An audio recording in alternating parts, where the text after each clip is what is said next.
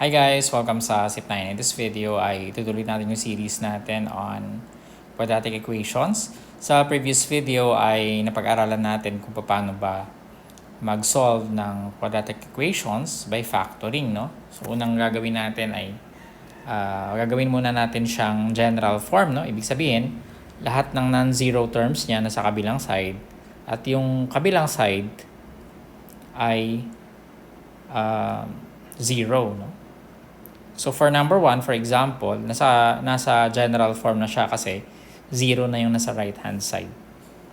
And pag nasa general form na siya, we can factor, no? So 3x squared minus x is equal to 0.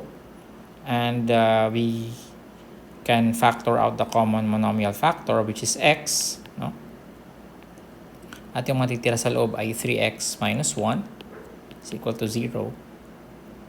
And then, pag na-factor na natin siya, we equate both expressions to 0, yung kanyang factors, no? So, x equals 0, tsaka 3x, that's or 3x minus 1 equals 0. And yung 3x minus 1, this is 3x minus 1 equals 0. 3x equals 1, which means that x is equal to 1/3. Dividing both sides by 3.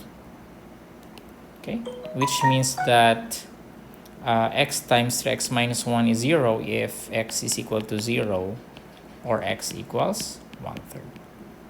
Now, kung gusto nyo gamitin yung solution set, no, na notation, then you can write 0 1/3 as its solution set.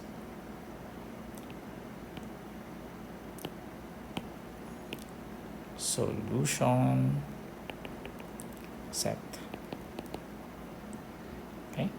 For number 2, we have x squared minus 7x equals 10. Hindi pa ito nasa general form kasi yung general form ay 0 dapat yung nasa isang side, no? So, gawin natin general form ito by subtracting 10 from both sides. That's x squared minus 7x minus 10 equals 10 minus 10, which means that x squared minus 7x. Oh, this is supposed to be negative 10. Negative 10 pala ito. So that's negative 10 plus 10. Kaya siya magpa-plus 10 tayo on both sides. And we have x squared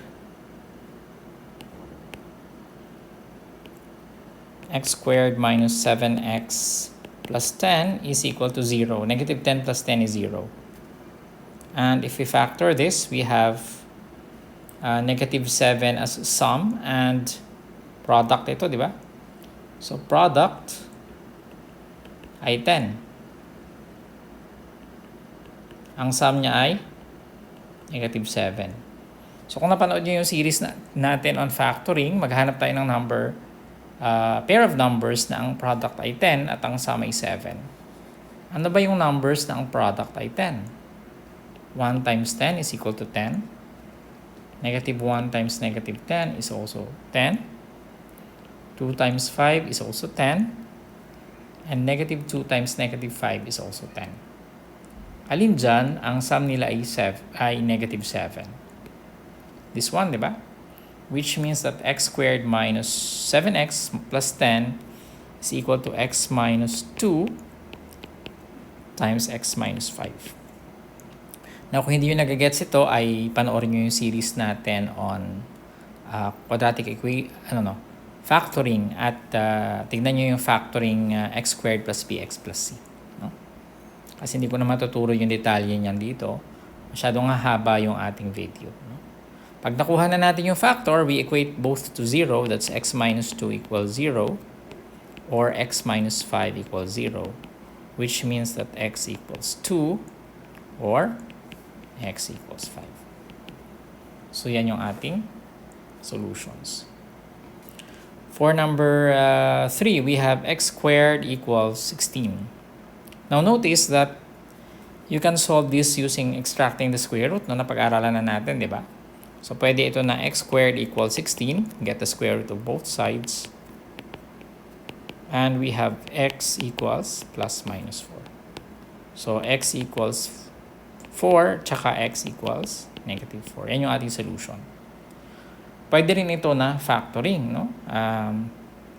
Again, sabi natin kanina, dapat nasa general form siya. So, pag x squared equals 16, meaning dapat maging 0 yung isang side. So, x squared minus 16 is equal to 0.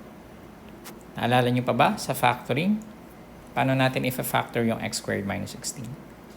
That's difference of two squares, diba? So, meaning ang factor niyan ay x plus 4 times x minus 4. So, square root nito, x, square root nito 4. Tapos, yung isa plus, yung isa minus. Yun yung difference of two squares, no?